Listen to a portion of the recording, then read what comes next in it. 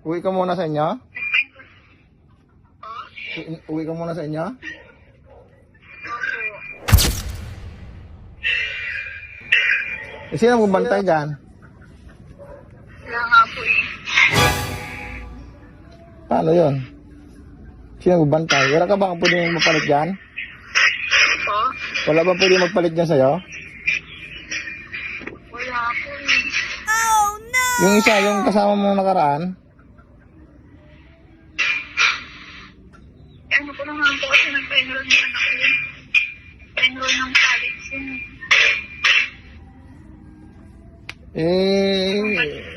Tanong mo sa nurse kung pwedeng walang bantay dyan. Muna pa samantala. Try natin yan. Di ba ka mo pumunta yung tito mo dyan, yung aking nanay, King? Okay, pumunta ka nga po. Oo. Yung ano, Nasaan na? umuwi na, sumilip lang naman po siya. Di ba pwedeng may magbantay sa mga apo niya na iba? Kasi di ba pwede ako magbantay dyan kasi wala rin magbantay dito sa bahay. Yung mga nag-aasikaso mga anak ko eh.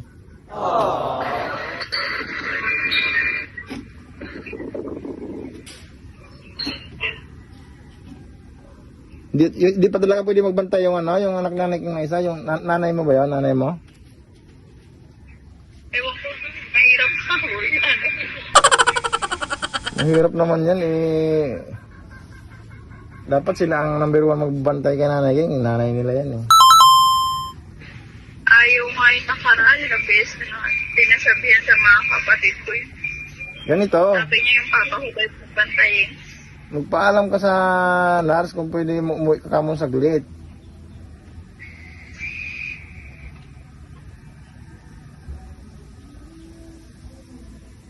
Bakit? Ba't ka uwi? Uwi ko yung mga labahan namin na damit eh. Marami nang labahin. Opo, yung mga nasa bahan kasi nilulutan na ano. Dapat, relibo kayo dyan, magpalitan kayo magbantay dyan. Bawal na din po na magpalitan pagka ano. Isa lang po talaga. Pwedeng palit-palitan. Kasi ina-ID-han lang po yun lang po yung pwedeng makapasok. May ID po Anong status kaya na King? Ano ang sabi ng doktor? Wala pa ako nga sinasabi yung doktor eh. Pero may mga inano sa kanya, puro antibiotic. Tatlong antibiotic na po yung ano sa kanya eh. Meron na. Pero wala pa sinabi sa tungkol sa resulta? Wala pa po, hindi pa ako pumupunta yung doktor. Meron na siguro yan kasi ba't siya nisitahan antibiotic? May resulta na yun. Hindi pa po kasi yung doktor pumunta dito. Hindi ko pa rin po matanong. Pero may mga inaano sa kanya antibiotic. Lalo 3 antibiotic daw po. Sabi ko, pwede pagsabay-sabay. Sabi, iba-iba naman daw po yung ginagawa ng antibiotic. Okay naman na sana kasi na siya na CT scan. Pero CT scan po sa kagahapon. Kaso, hindi ko alam kung nabasa na ng doktor. Kasi sabi niya, papasahin niya para ano pagka. Kasi Dapat nga ba, palagay na siya na NGT. Sabi ko, hindi pa nga sinasabi ng doktor ko ano yung resulta ng bakit talaga na kagad. yun ang problema natin, magbantay dyan. Kasi alam ko, hindi pwede mo nang bantayan dyan kasi paano pagka may bagay ang doktor tapos yung may pag sinabi yung resulta ng CT scan, walang dyan, walang magkikinig. Gabi naman na pumunta yung mga to. Kung sakali, anong oras ka uwi? May nakuha lang din po ng mga kailangan ko na ibalik sa bahay. Ay, sabihin, babalik ka rin naman agad. Antayin ko lang kung matinatin sa control. Sige. Yung sa wala ka pa namang idea tungkol dun sa sa CT scan kung magkano ang babayaran doon, no? Wala pa po. Kasi sa billing pa po yung pagka. Sama-sama na sa billing yon.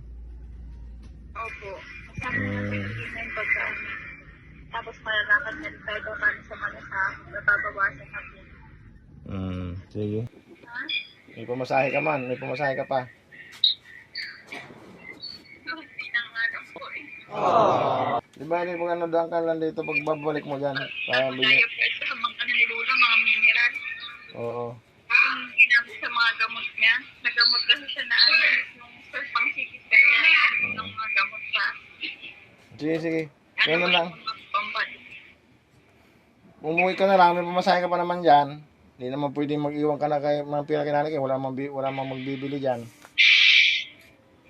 Pagka ano, umuwi ka tapos balik ka na lang, dumaan ka muna dito sa bahay bago ka bumalik ng ospital. Kung sakasakali, kailan ka babalik? Bukas na. Hindi, ngayon din po, mamaya po. Sige, sige. Sige, umuwi ka na. Paano makaano ka? Sige yan. Ito nga po pala si Cheryl. Dumaan po siya dito dahil umuwi po muna siya saglit sa kanila. Dahil tingnan niya muna yung kanyang mga anak. Ngayon ay babalik na daw po siya sa ospital. Kumusta ang lagay niya na King doon? Tapos na po siya i-CT scan. Dito kasi medyo madilim diyan, dali ka makita. Tapos na po siya ma-CT scan kahapon. Tapos, kaso po hindi pa po nababasa ng doktor yung resepta kaya hindi pa po Dapat nga po, kagabi po, inaano po siya na lagyan ng NGT. Yung cost po na para sa pagkain daw po lalagay sa itong papunta sa Bituka. Yun nga. Nako.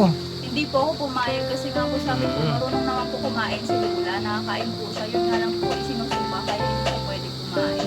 Huwag ka papayag noon kasi alam mo ba, pag pumayag ka noon, imbis na sinanay kang mabuhay pa, baka nalang matutuluyan sa niyan. Po, sabi ko mamaya lalo pang mapahama kasi. Marami na nagsabi sa akin na kasi nga haba-haba niyan. Opo, hanggang Bituka nga daw. Oo. Kaya natakot din po. Kaya hindi po talaga pumirma doon na palagyan Huwag ka mapayag. Kaya sabi ko po, antayin na lang kung basahin mo na yung resulta ng CT scan, kung ano po yung diferensya ng kalula para magamot ko ng mas maayos. Kaya yun po yung inaantay po namin ngayon. Yun na lang. Sa ngayon po, naano po siya, nilalagyan siya mga antibiotic. Baka po para sa tiyan niya din. Ano sa tiyan yun? Opo, mga antibiotic. Tatlo nga po yung antibiotic na inaano sa kanya. Tinanong ko din po, pwede po ba yung sabay-sabay? Sabi, okay naman daw po kasi iba-iba naman daw po yung ginagamot ng antibiotic ng bawat isa ngayon. Kaya pumayag din po malagyan ng antibiotic. Ikaw Isang beses po yun sa isang araw. pero ano yun, binibigay lang nila o binibili mo sa labas? Kung may Hindi naman po. Doon naman po sagot pa po na ng hospital. sagot na nila Po, mapupunta po yung sa bill ni Lula pagka sa bill. Di kaya sobrang laki ng bill natin doon.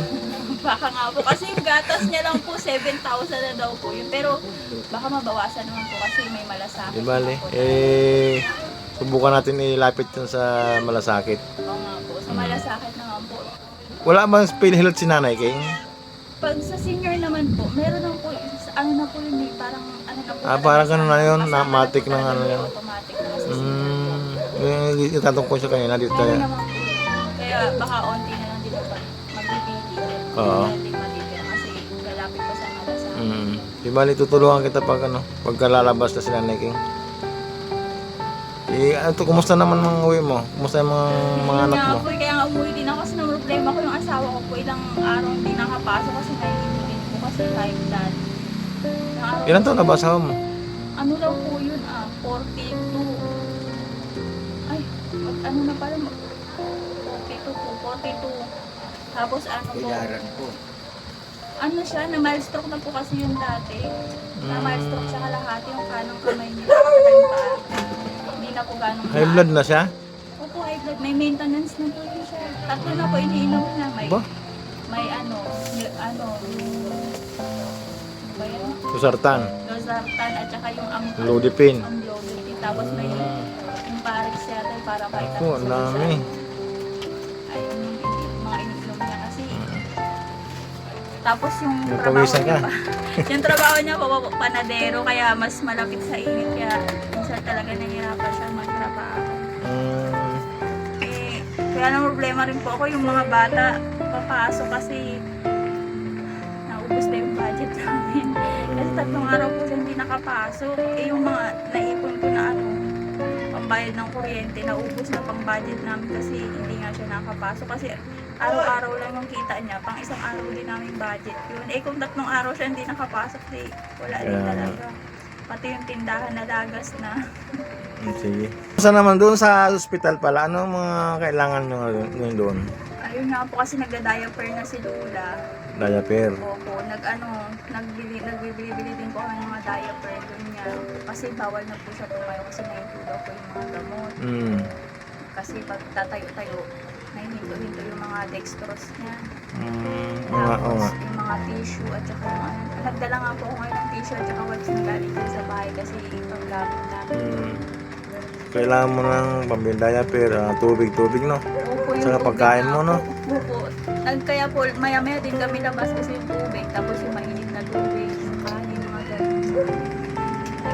Ganito,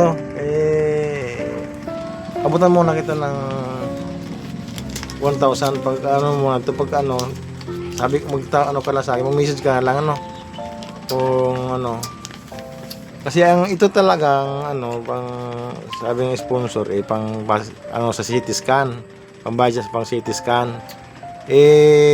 nung tinanong kita ng CT scan wala pa namang presyo kung magkano ang CT scan kasi Masasama pa po siya. sama sa bill. Abutan muna kita ng panggas nyo doon, no? Pag binibili mo ng tubig sa diaper, no? Sa pagkain mo na rin. Siguro mga nung araw ngayon, Miyerkules, no? Siguro mga Friday o kaya Saturday. Martes pa lang? Miyerkules. Siguro mga Webes, pasyalan kita doon ulit. No? Kasi hindi lang ako nakapasyal kaya na kasi may nasikaso rin ako. Pag-ano na lang. Kasi minsan may mabait naman na nagpapapasok sila. Minsan talaga masukin tayo. Kung tutusin, dapat hindi naman sila mahigpit doon eh. May mga sakit na nga ano doon, higpitan pa nila. Inaano din siguro na baka mahawa pa doon sa mga sakit naman. Hindi. Ito siya, Ano muna. Ano, ganyan ka ba pupunta ngayon? O, pupunta pa ako ngayon. Gusto mo ba ihatid na lang kita ng motor? Sige po, kung gusto mo. Ikaw, kung gusto mo ba? Ihatid na lang kita. Para mabilis, di ka na masahe. Kaya handa ko pa po yung mga ano. Dadalhin ko rin yung thermos kasi parang... O sige, chat mo na lang ako. Tapos, ano, kung saan mong kita daanan. Di ba, dito ang bahay niyo, di ba? Opo, kahit... Alam mo yung sa may grocery? Opo, doon. Doon na lang, no? Opo. Sige, sige, hatid kita. Sige po, thank you po. Sige, Maraming sige. salamat po sa sponsor po nito. Maraming salamat po pula. Pasalamat tayo sa sponsor natin kay Ma'am Anonymous from Olympia, Washington, USA.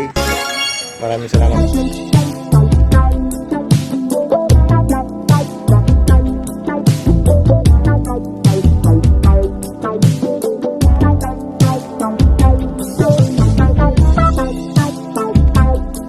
Maraming salamat po ma'am sa tulong kay Nanay King. Salamat po sa tulong kay Lula.